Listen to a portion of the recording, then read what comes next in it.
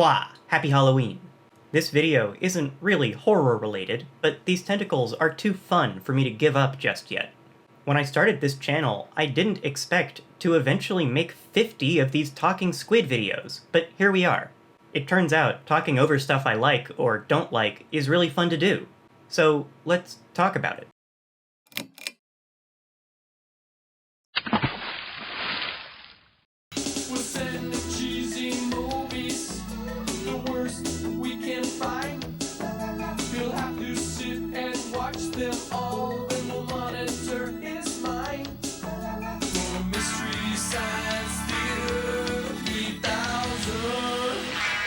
Every weekend over the quarantine, friends and I have been watching Kung Fu movies together on Zoom.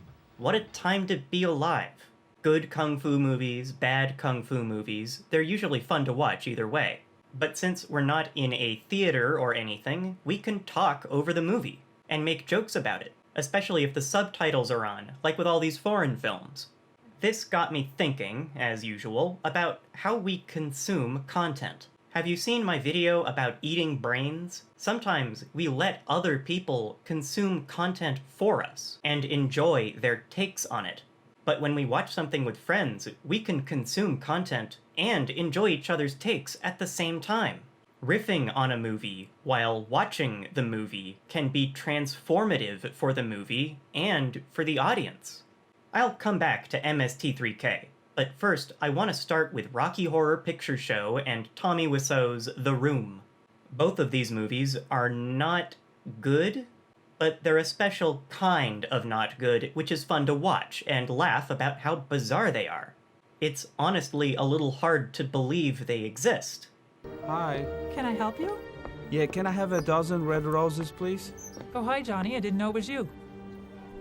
Here you go. That's me. How much is it? It'll be $18. Here you go. Keep the change.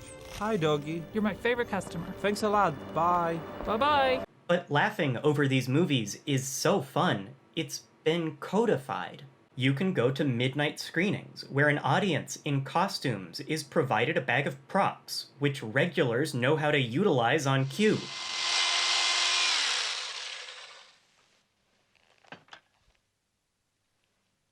A toast.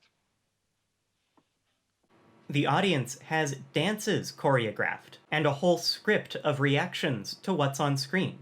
The best midnight screenings might have a shadow cast on stage, performing a parody of the movie live while it's projected behind them. It's really an experience to behold. Troll 2 as well, you oughta watch Troll 2. Mystery Science Theater 3000 effectively televises the midnight screening experience with a different movie every episode. From 1988 to 1999 on the Comedy Channel or the Sci-Fi Channel, with 2017 bringing fresh episodes on Netflix, MST3K would play an awful movie with Shadowrama, the silhouettes of three characters riffing on the movie as it played. It unscrews. Oh. Oh, it started falling before it kicked in. Hey, was that necessary? The three characters are the robots Crow and Tom Servo, and a human character who changes from era to era. Other robots pop up occasionally. My favorite is Cambot for the meta-awareness that this is all being filmed. I mean, of course it's being filmed. It's on TV. But also, the gang on the Satellite of Love must watch these movies because they're kept prisoner by an evil scientist, or his mom, another evil scientist, or her granddaughter, another evil scientist. It depends on the era. Cracking these jokes is really the only thing keeping the gang sane. Master Ninja Eye? A wandering ninja eye. Oh, right, Lee. They also put on a little skit for every commercial break. Did either of you two stop to consider for a moment why Timothy Van Patten is in this stupid film? Patrick Swayze was busy? Good guess. There are 211 episodes of MST3K, and some of the creative minds behind the show now make riff tracks, an audio-only version of the concept. By providing just the riffs and expecting the listener to access the movie on their own, they can make riff tracks for basically anything without permission or copyright concerns. They obviously don't make these riffs the first time they watch a movie, like a sort of puppet reaction video. They watch the movie multiple times, making a script and props and costumes for their shadow cast. How much more effort can be put into such riffing? Let's go back another decade or two. This clip is from a Japanese comedy spy movie called International Secret Police: Key of Keys, one installment of an ongoing James Bond parody. Woody Allen made his directorial debut by stitching together clips from the series into a nonsense story and dubbing over it with completely new dialogue. We took a Japanese film, we bought it. I knocked out all their voices, and I wrote a comedy. The result is a movie where people are running around, killing one another, and, all doing all those James Bondian things, but what's coming out of their mouth is something wholly other. I've never heard of that being done before. It was done on Gone with the Wind. Not many people know that. Those are Japanese people, actually, and we dubbed in American voices on that, with Southern voices. It was kept quiet. 1966's What's Up, Tiger Lily is about recovering a stolen egg salad recipe. I am the Grand Exalted High Macha of Rasper, a non-existent but real-sounding country. Uh-huh. Yes, we're on a waiting list. As soon as there's an opening on the map, we're next. And you will help me to do so. Gangsters have stolen my secret recipe for egg salad. Woody Allen himself interrupts the movie a few times, just like the MST3K gang might pop up before or after commercial breaks. Woody, because the story is a little bit difficult to follow, would you give the audience and myself a brief rundown on what's gone on so far? No. Once, it seems Woody Allen tries to remove a hair from the projector, then has an affair in front of the projector. But overall, this ain't Shadowrama. It's not just riffing on content, it's remixing that content into a riff on itself. It's gotta go off like clockwork. I want you to follow every move I make. When I take a step, you take a step. Excellent. It's not the best parody movie on Earth, but it's got some dedication behind it, adding real heart to the riffs being delivered.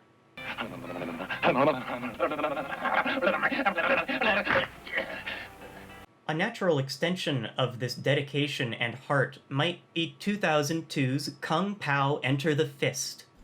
Remember, avoid the meadow.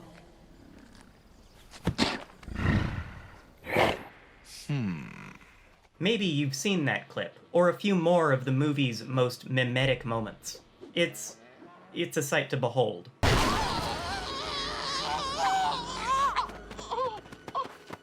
I mean, crap, man. Look at that. That's like his stomach plug on the ground back there. You don't see that every day. Steve Odekirk, one of the men behind Ace Ventura, Jimmy Neutron, and Thumb Wars, chose a 1976 Hong Kong movie called Tiger and Crane Fists to not just riff over, and not just remix and dub over, but also cast himself in, like digitally. It's as if a shadow cast jumped on screen and added new scenes. And Steven, this honestly, the reason you picked this movie out of hundreds was this particular pretty scene. much this guy in this bad scene. guy. This was just great. I thought this was one of the best villain setups of all time. I mean, this is all old footage, recut by us, but basically all of these shots, including that big whack in the crotch shot between his legs, is all in the original footage. The opening alone makes Kung Pow worth watching, even if the ending is sorta what? Like a lot of movies I've talked about today, it gets a little better every time you watch it. You notice more and more, like this wail, which is tough to spot the first time even though a character shouts whale and it makes a whale noise. I'm falling! You're falling! We're falling! Whale!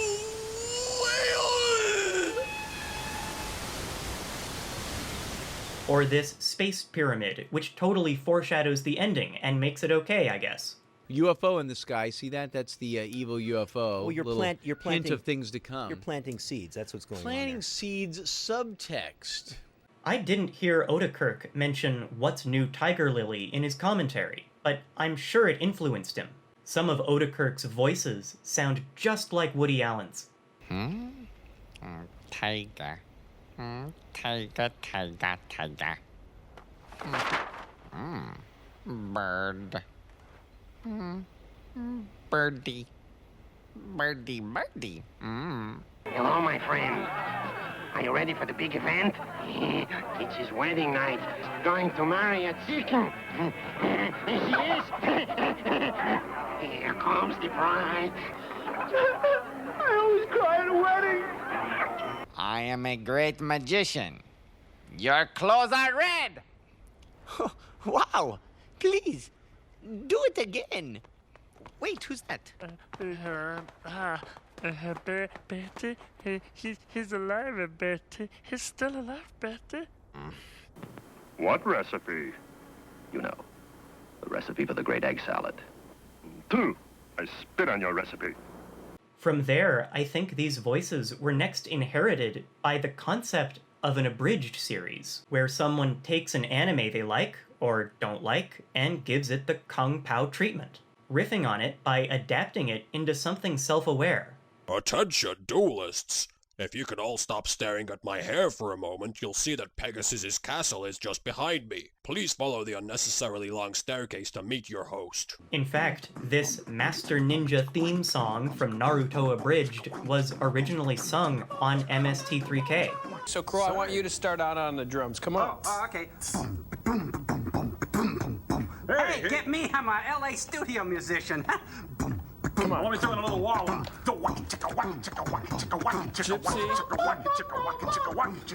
Okay. That sounds good, okay. Master Ninja theme song. Okay. Watching content is one step of enjoying that content. Riffing on it with your friends during and afterward embeds the content into your memory and your culture. Some riffs are worth taking the form of more content. Movies, even old movies, even awful movies, are still alive, still kicking. Storytelling lasts as long as we're reacting and interacting. Now, it may seem strange, but all of these original actors, to me, feel as... I feel like I shot the movie with them, because we lived with these guys for so long. And they're all 25 years older now. Maybe I'm thinking about this too much. It's all I do here at Thinkster. But I really made this video because of this meme I saw about listening to podcasts. Listening to a good podcast is sort of like having a circle of interesting friends in conversation, but your boring self never has to chime in. In fact, you can't chime in. Is this meme pessimistic, saying technology has outsourced relationships? Or is this meme optimistic, accepting modern availability of new kinds of relationships? MST3K presents the image in a more palatable way.